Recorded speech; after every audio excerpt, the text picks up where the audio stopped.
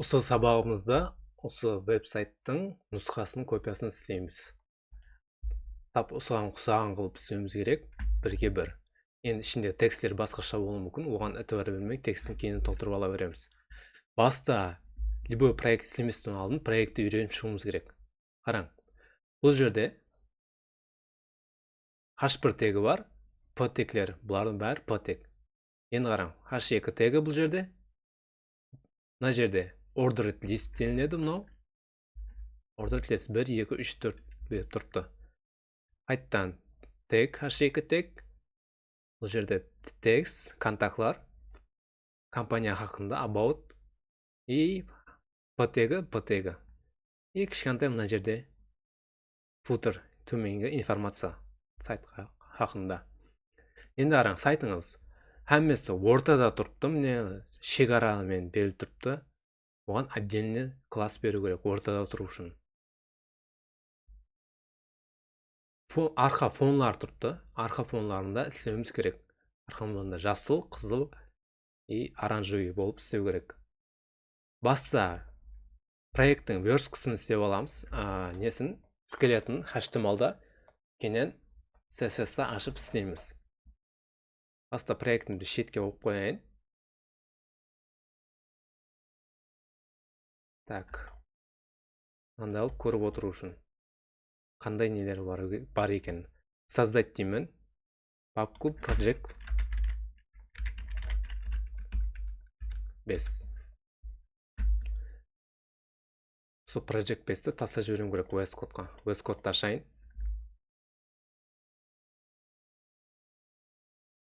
Бірме-бір сілейік. Индекс HTML и CSS жаратамыз. Style деп жазуымыз керек. Сәл үлкейтіп қояйын мынаны. Индексті үндеу белгісін. Стилімді жалға жіберем керек. Линк арқылы. Link. Style CSS. Болды. Проектім көріп жіберейін. Проектім міне. Ортада тұру керек.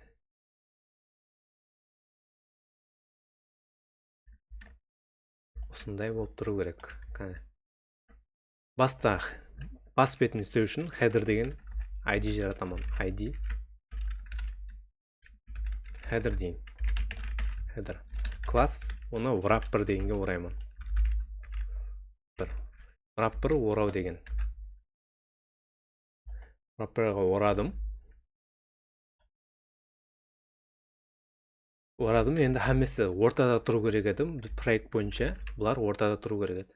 Оны ортаға қоятын отдельно бір класс пен тег жаратып қояйын. Div, мысалы, класс center.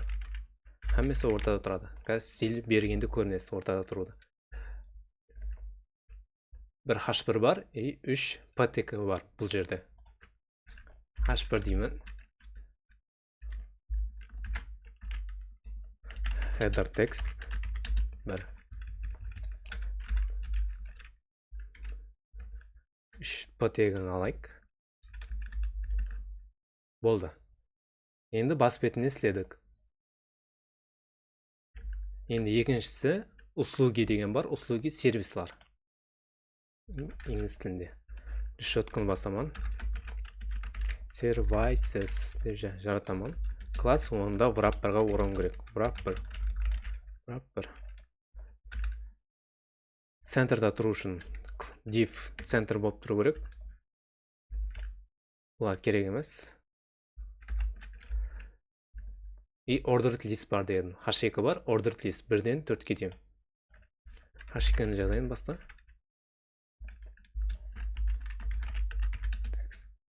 Services text бұл жерде.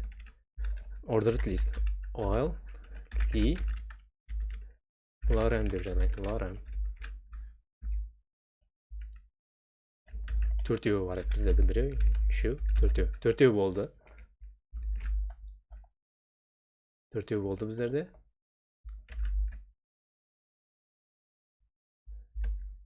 Енді контакты деген бар. Контакты жерін сілейік енді. Так, bunu свернуть етіп тұрамын. Контактс болсын. Контакт решетка. Решетка контакт деу керек. Контакт. Класс беруді ұмытпаймын. Класс wrapper болу керек. Центр деп жаратуым керек. Центр. H2 контакт деп береміз. Ішінде контакт телефон нөмірі болсын. P деген жазамыз. Осы жерде нөмір жазамыз. 99 99 99. Телефон деген бар. Бұл жерде mail дейміз. Mail и mail.com деп жазсам болды. Контактты жаздым. Енді осы жерде компания хақында бар. Наша компания деген бар. 2 P тегі бар. Осыны істейік. И ақырында на футерін кішкентай оранжевый жағын істейік. Кішкентай текст бар.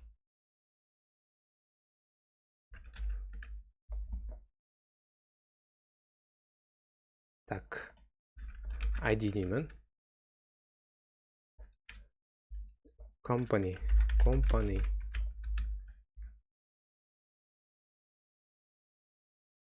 Wrapper'ға орауды ұмытпаймын. Wrapper беруім керек. Wrapper. Центрда тұру керек. Центрда тұрады. H2 тек. Company деген бар. 2 P тек. P. Lorem деп жазсам, текстпен толтырып береді. Lorem.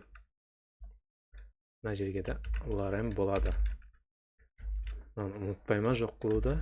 Себебі өз бұзып жібереді. Бұны зат, лишний зат. И футер қалып тұрды. Футер дегеніміз төмен жағы міне. Төмен жағы. Компания хақында. Онда аламан. Div деймін. Класс. Wrapper. ID беруді ұмытпаймын. ID. Footer. Footer деп беруім керек. Осында P-текке орасам да болады, div-ға орасам да болады. Басты құры div-ға орап қойған. Div. Ішінде центр. Класс. Центр болсын. И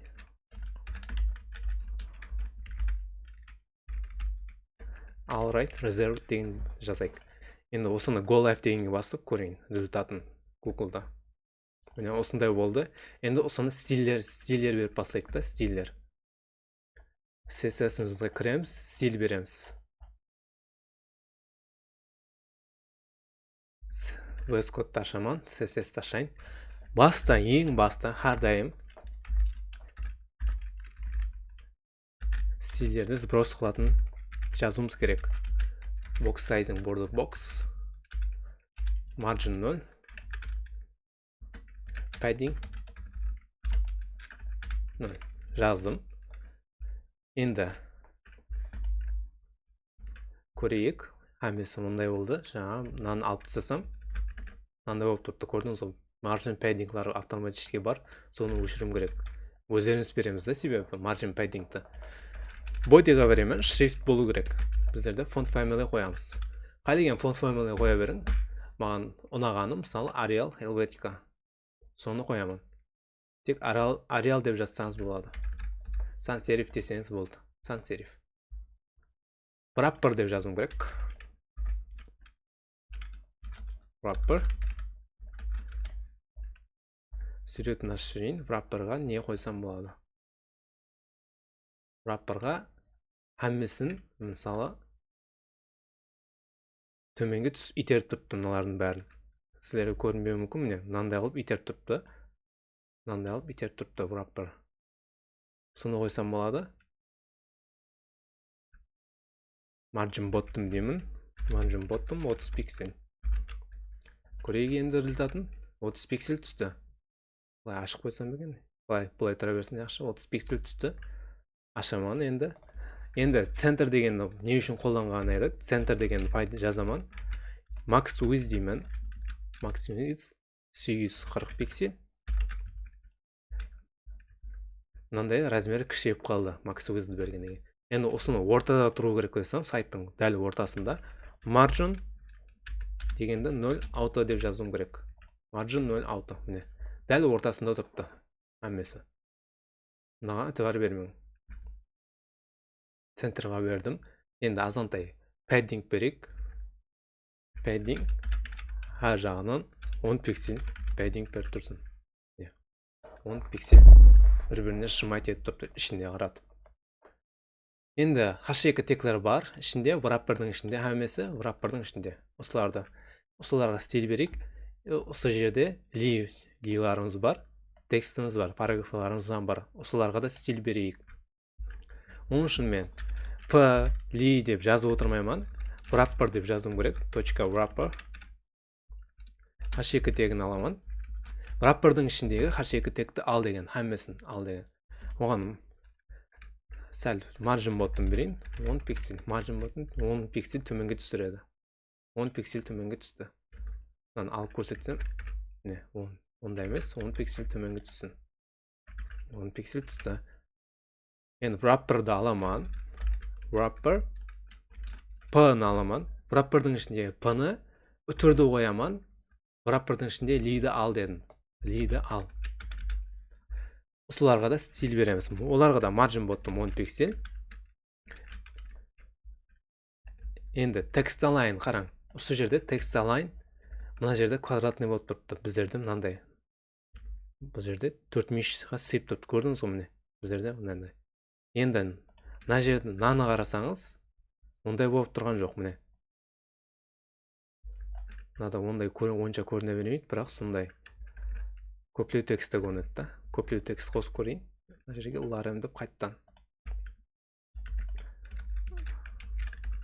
Не, мынандай қисайып, былай тұрыпты да. Осы парқын text align беруім керек. Text align justify деген. Енді қараң, әммесі 4 миш бір сызыққа түсіп қалды. Text align justify деген сондай. Font size беруім керек. Line height берсем де болады. Font size беріп қойсам болады. Font size дейін 16 пиксель. 16 пиксель болды. Енді қараң, мына сайтымызда мына жерде өзгеріс бар қараң. 1 деп тұрыпты, мына жерде текст. 1. 1 дегеніміз отдельно тұрыпты мына текстімізді. Ал макетімізде 1 дегеніміз тексттің ішінде тұрыпты. Оны қалай дұрыстаймыз? Wrapper деймін. Wrapper'дың ішінде li'ді ал дедім. List style. Так, list style position деген болу керек. List style position. Inside деген бар. Inside. Енді текст ішінде болды. 1 дегеніміз. Inside дегенді алып тастаймын, қараң. Енді тексттің сыртында тұрыпты маркеріміз. Inside болып тұру керек біздерде. Осындай болып тұрды. Енді баст стильдерге өтейік. Мына жердегі стильдерге. Осы жерде жасыл тексттер ақ болып тұрыпты. Жасыл тексттер ақ. Header'дың ішінде. Қараң, header'дың ішінде тексттер алып тұрыпты. Так, header'ды аламын керек. Header. Background color берейін. Жасыл. Жасыл рең 00, 80, 40 десеңіз болады. Жасыл реңге болады. Color white ямасы FFF. 3F. Көрек. Результаты осындай болды. Енді ортада тұрыпты. Олардан істейміз. Осыны алайын. Header'дың ішіндегі header'ды ал, соң ішінде H1'ді ал деймін. Осыған font size беремін 35 пиксель. Margin боттын берейін. Қалегенше 10 пиксель десем де болады. Text align. Енді center. Ортаға түсті ма? Ортаға түсті. Енді ішіндегі P тегларын алайын. Тап, осындай. P тегін аламын. Енді font size беремін. Оған 21 пиксель. Margin боттым. Көп емес. 5 деп берсем болады. 5. Не? Осындай болып болды. Өзгерді. Onda сервисларға өттік.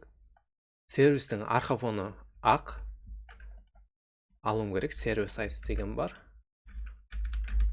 Server size. Background color. Ямысы background. Background'тың өзі фоны ақ болу керек. FFF деп жазамыз. FFF деп жаздым. Онда енді онда ешқандай өзгеріс болып тұрған жоқ.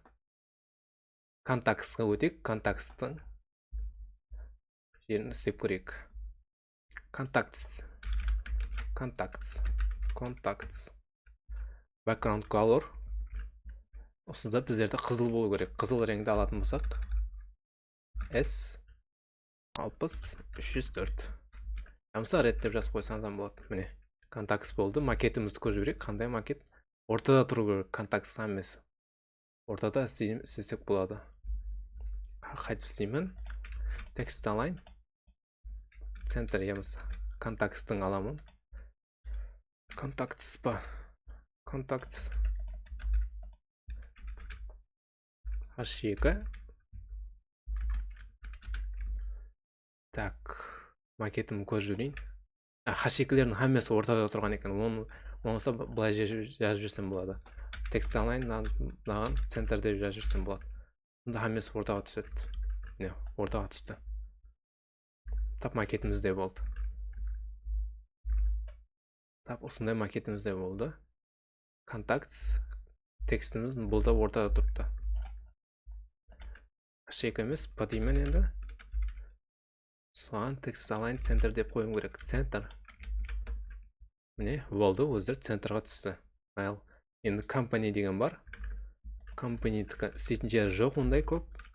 Company дейсіз, background color. FFF. Мынандай емес, FFF. Ақ. Color керек емес біздерге. Background company істеді. Енді footer жағын істейік. Footer деген жағын. Footer. Footer'да ондай көп зат істейтін зат жоқ. Оның үшін footer'ды аламан. Footer'ның алдым. Көрейін. Бұл жерде макет бойынша оранжевый болып тұрыпты. Шрифті жүда кішкентай. Ортада тұрыпты шрифті. И ақ реңде. Background color'дан қояйық. Баста background деймін. Оранжевый. FF 80-40. Оранжевый болды. Padding top. Беруім керек. 100 пиксель. Padding top бергенім себебі қараң.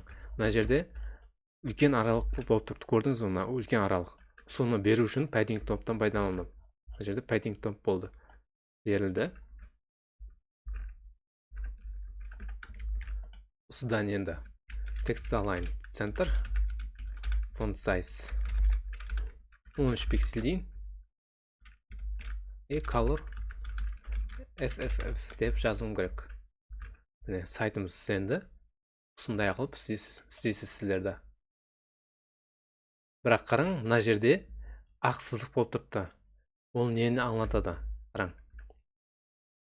Мына затты жоқ қылу керек. Қараң, бұл wrapperға жаңа баста margin bottom 30 пиксель деп берген едік. Осыны margin bottom 30 пиксельді алып тұтам керек. Margin bottom 30 пиксель.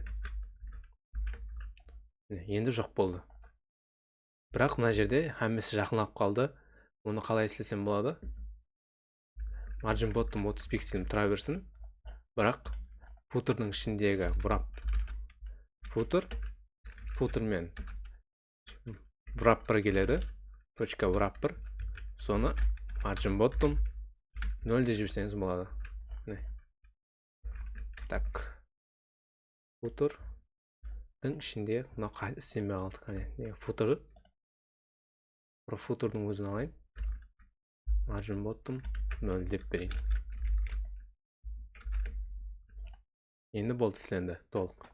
Осыны сіздер қайталап істеп шығасыз. Осындай макет істеуіңіз керек. Соған қарап тұрып суретін тастап беремін.